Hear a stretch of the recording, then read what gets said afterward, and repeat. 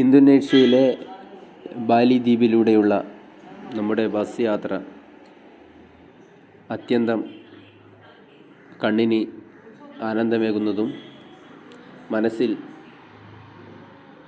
ആർദ്രത നിറയ്ക്കുന്നതുമായ ഒരുപാട് കാഴ്ചകൾ.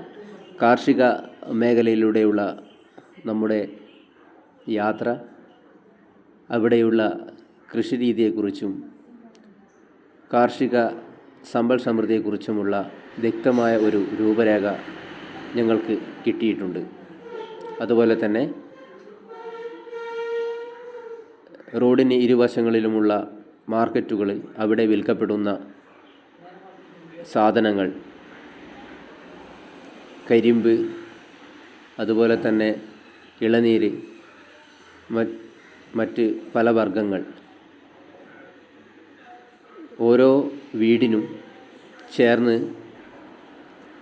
ഓരോ ക്ഷേത്രമുണ്ട്.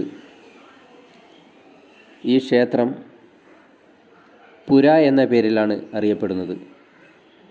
നമ്മളെ ഏതൊരു സഞ്ചാരിയെയും വിസ്മയിപ്പിച്ച മറ്റൊരു കാഴ്ച, ബാലിയിലെ മുക്കിലും മൂലയിലും, അത് ബീച്ചിലാവാം, വീടുകളിലാകാം, ഷോപ്പിംഗ് മാളുകളിലാവാം, ചെറിയ കച്ചവട സ്ഥാപനങ്ങളിലാകാം, ഇവിടെയൊക്കെ നമ്മുടെ കുരുത്തോല കൊണ്ട്, തെങ്ങിൻ്റെ കുരുത്തോല കൊണ്ട് നിർമ്മിച്ച ചെറിയ ഒരു കൊട്ട, അതിൽ ചെമ്പരത്തി, ആ പ്രദേശങ്ങളിൽ കിട്ടുന്ന മറ്റു പുഷ്പങ്ങൾ ചേർത്ത് എല്ലായിടത്തും വച്ചിരിക്കുന്നു. ഇത് ഏതൊരു സഞ്ചാരിയെയും വിസ്മയിപ്പിക്കുന്നൊരു കാഴ്ചയാണ്. എവിടെ നോക്കിയാലും ബീച്ചുകളിലൊക്കെ ഇത് 3 നേരവും ഇങ്ങനെ ചെറിയ കുരുത്തോലയുടെ കൊട്ടയിൽ നിരവധിയായ പൂക്കൾ വെച്ച്, ഇത് ഇവരുടെ മതവിശ്വാസവുമായി ബന്ധപ്പെട്ട കാര്യമാണ്. ഇത് നമ്മളെ വളരെ ചിന്തിപ്പിക്കുകയും വിസ്മയിപ്പിക്കുകയും ചെയ്തു. കാർഷിക മേഖലയിലേക്കുള്ള യാത്ര വളരെ ആനന്ദകരമായിരുന്നു. കണ്ണിന് കുളിർമയേകുന്ന കാഴ്ചകൾ, ഓറഞ്ച് തോട്ടങ്ങൾ, അതുപോലെ തന്നെ മറ്റ് ഫലവർഗ്ഗങ്ങളുടെ തോട്ടങ്ങളിലൂടെ യാത്ര, ഇവിടെയുള്ള നെൽകൃഷി, അതുപോലെ തന്നെ ഗോതമ്പ് പാടങ്ങൾ, ഇതൊക്കെ വളരെ സമ്പുഷ്ടമായ രീതിയിലാണ് ഇവിടെ കൃഷി ചെയ്യുന്നത്. കാരണം ബാലിയിലെ കാലാവസ്ഥ തന്നെ. ബാലിയിൽ 3000 മീറ്റർ ഉയരമുള്ള മലയുണ്ട്. ഈ മലയിൽ തന്നെയാണ് ഇവിടെയുള്ള അഗ്നിപർവ്വതവും. അതുകൊണ്ട് തന്നെ ഈ അഗ്നിപർവ്വതങ്ങൾ പൊട്ടിയൊലിക്കുന്ന ലാവ ഈ മണ്ണിനെ സമ്പുഷ്ടമാക്കുന്നു. അതിലുപരിയായി ഉയർന്ന പർവ്വതനിരയുള്ളത് കൊണ്ട് തന്നെ ഇവിടെ സമൃദ്ധമായ മഴ ലഭിക്കുന്നു. അങ്ങനെ കാർഷിക മേഖലയെ സമ്പൽ സമൃദ്ധമാക്കുന്നതാണ് ഇവിടെയുള്ള ഈ മലനിരകളും അവിടെയുള്ള അഗ്നിപർവ്വതങ്ങളും.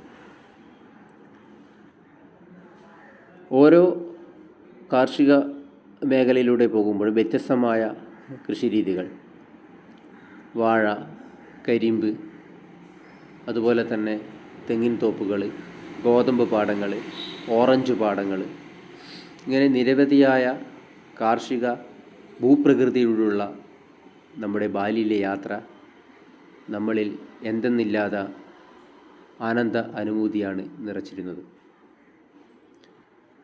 വീടുകളിലൂടെ ചേർന്ന് നിൽക്കുന്ന പുര എന്ന് പറയുന്ന ആരാധനാലയം, ഓരോ വീടിൻ്റെയും മുന്നിൽ ഈ പുരയുള്ള, അതായത് അമ്പലങ്ങൾ ഉള്ള ഓരോ വീടിൻ്റെയും ഗേറ്റിന് മുന്നിൽ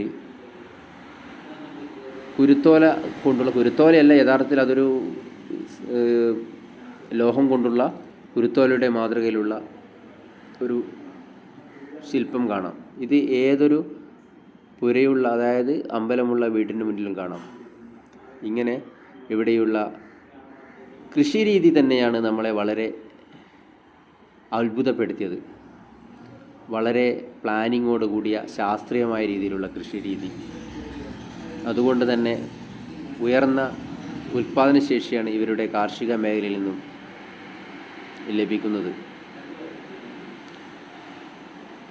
എല്ലാ വീടുകളും നിർമ്മിച്ചിരിക്കുന്നത് കരിങ്കല്ല് പോലുള്ള കല്ലുകൾ ഉപയോഗിച്ചാണ്. മിക്കവാറും 90% വീടുകളുടെയും മേൽക്കൂര ഓട് കൊണ്ട് ഉള്ളതാണ്. നമ്മുടെ കേരളത്തിൻ്റെ ഭൂപ്രകൃതിയുമൊക്കെയായി താരതമ്യം ചെയ്യാമെങ്കിലും കേരളത്തിൻ്റെ ഭൂപ്രകൃതിയൊക്കെ നമ്മുടെ ജീവിത സൗകര്യങ്ങൾക്ക് വേണ്ടിയും ആർഭാടത്തിനു വേണ്ടിയും ഒട്ടുമിക്കതും പാടങ്ങൾ നികത്തിയും മലകൾ ഇടിച്ചും വികസനത്തിൻ്റെ പേരിൽ നിരവധി റോഡുകൾ ഒരു മുൻവിധികളുമില്ലാതെ വരും വരായികളെക്കുറിച്ച് ചിന്തിക്കാതെ കെട്ടിപ്പടുത്തത് കാരണം കേരളത്തിൻ്റെ തനതായ ആ ശാദ്വല ഭൂമി നമുക്ക് നഷ്ടപ്പെട്ടുകൊണ്ടിരിക്കുന്ന ഈ ഒരു അവസരത്തിൽ ബാലിയിലൂടെയുള്ള യാത്ര നമ്മളെ വലിയൊരു തിരിച്ചറിവിലേക്കും പുനർചിന്തനത്തിലേക്കും നയിക്കുമെന്നൊരു തീർച്ചയാണ്. കാരണം ഇവിടെയുള്ള എല്ലാ നിർമ്മിതികളും ഈ പ്രകൃതിയോട് യോജിച്ചത് മാത്രമാണ്. ഒന്നിനും പ്രകൃതിക്ക് പുറമേൽപ്പിക്കാതെ പ്രകൃതിയോട് സമരസപ്പെട്ട് പ്രകൃതിയിൽ ലയിച്ച് പ്രകൃതിയെ സ്നേഹിച്ച് ഇവിടെയുള്ള വികസനങ്ങൾ മുന്നോട്ട് കൊണ്ടുപോകുന്നു. മനുഷ്യജീവിതം അതിലും സംതൃപ്തിയോടെയും സമാധാനത്തോടെയും പുലരുന്നു എന്നത് കേരളം പോലുള്ള ജൈവ വൈവിധ്യം നിറഞ്ഞ ഭൂപ്രകൃതിയിൽ നാം വികസനത്തിൻ്റെ പേരിൽ കാട്ടിക്കൂട്ടുന്ന ഒരുപാട് തെറ്റായ പ്രവർത്തനങ്ങൾ, നിർമ്മിതികൾ അത് നമ്മുടെ ഭൂപ്രകൃതിയുടെ നാശത്തിലേക്കാണ് നയിക്കുന്നത് എന്ന ദുഃഖകരമായ ചിന്ത ഓരോ പ്രകൃതി സ്നേഹിതയുടെ മനസ്സിലും ഉണരുന്നു. എത്ര സുന്ദരമാണ് ഈ ഭൂമിക. താഴ്വരകളെ താഴ്വരകളായി സംരക്ഷിക്കുന്നു. അവിടെ വീടുകളുണ്ടാകാം, പക്ഷേ ഒന്നും പ്രകൃതിക്ക് ദോഷമല്ല. ഇടിച്ചോ അല്ലെങ്കിൽ നിരപ്പാക്കിയോ തുരന്നോ ഇവിടെ ഒരു മലകളെ തുരന്നോ ഒന്നും തന്നെ ഇവിടെ ചെയ്യുന്നില്ല. ചോളവും ഗോതമ്പും നെല്ലും മാവും മറ്റ് ഫലവൃക്ഷങ്ങളും ഓറഞ്ചുമൊക്കെ വിളഞ്ഞു നിൽക്കുന്ന ഈ ശാദ്വല ഭൂമിയിലുള്ള യാത്ര ഒരു 30 വർഷം മുമ്പുള്ള അല്ലെങ്കിൽ 20 വർഷം മുമ്പുള്ള കേരളത്തിലെ ഭൂപ്രകൃതിയെ നമ്മുടെ മനസ്സിലേക്ക് തിരിച്ചു കൊണ്ടുവരുന്നതായി നമുക്ക് അനുഭവപ്പെടുന്നു.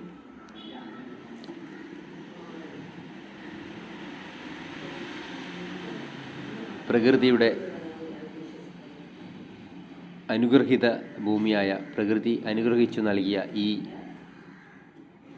ഭൂമികയിലുള്ള യാത്ര നമ്മളിൽ നിറയ്ക്കുന്ന വ്യത്യസ്തമായ കാഴ്ചകൾ, ഈ കാഴ്ചകളെ നമുക്ക് വാക്കുകളിലൂടെ പറഞ്ഞ് ഫലിപ്പിക്കുക എന്നുള്ളത് വളരെ പ്രയാസം നിറഞ്ഞതാണ്. എവിടെ തിരിഞ്ഞു നോക്കിയാലും അവിടെല്ലാം ഗ്രാമീണ സൗന്ദര്യമാണ്. ഏതൊരു നിർമ്മിതിയിലും ഒരു ക്ലാസിക്കൽ ടച്ച് അല്ലെങ്കിൽ പൗരാണികത ബാലിയെ മറ്റ് ടൂറിസ്റ്റ് കേന്ദ്രങ്ങളിൽ നിന്നും വ്യത്യസ്തമാക്കുന്നു. എത്ര സ്വച്ഛമായ മനുഷ്യർ, ആരോടും കലഹിക്കാതെ ഏതൊരു വിദേശിയോടും അവർ പെരുമാറുന്ന രീതി, അവർ കാണിക്കുന്ന ആതിഥ്യ മര്യാദ, ഇതൊക്കെ ഈ ഭൂമികയിലേക്ക് ഒരിക്കൽ ചെന്നെത്തിയ സഞ്ചാരിയെ വീണ്ടും അവിടത്തേക്ക് മാടി വിളിക്കുന്നു. ഇന്തോനേഷ്യ എന്ന ലോകത്തിലെ തന്നെ ഏറ്റവും വലിയ ദ്വീപ് രാഷ്ട്രമായ, ലോകത്തിലെ ഏറ്റവും കൂടുതൽ ഇസ്ലാമിക ജനത അധിവസിക്കുന്ന ഇന്തോനേഷ്യയിലെ ഈ ഒരു ബാലി ദ്വീപ് 90% ഹിന്ദു മതവിശ്വാസികളാണ് എന്നുള്ളത് നമ്മെ വിസ്മയിപ്പിക്കുന്നു.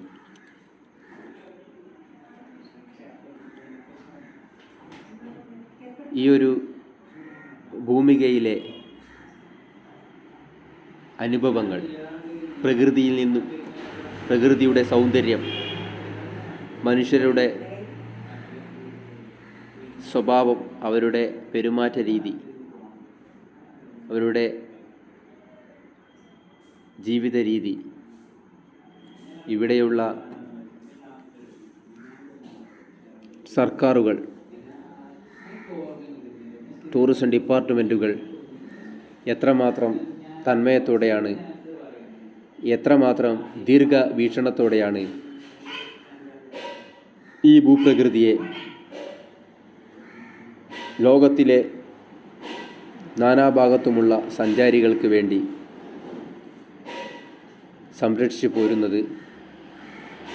അവരുടെ മുന്നിൽ അവരുടെ ഈ ഭൂപ്രകൃതിയെ തുറന്നു കാട്ടുന്നത്. നമ്മുടെ കേരളം പോലുള്ള സംസ്ഥാനങ്ങൾക്ക് ഈയൊരു ടൂറിസം കാഴ്ചപ്പാട് ഉണ്ടായിരുന്നെങ്കിൽ ലക്ഷക്കണക്കിന് സഞ്ചാരികളെ നമ്മുടെ നാട്ടിലേക്ക് ആകർഷിക്കുവാനും അതിലൂടെ നിരവധിയായ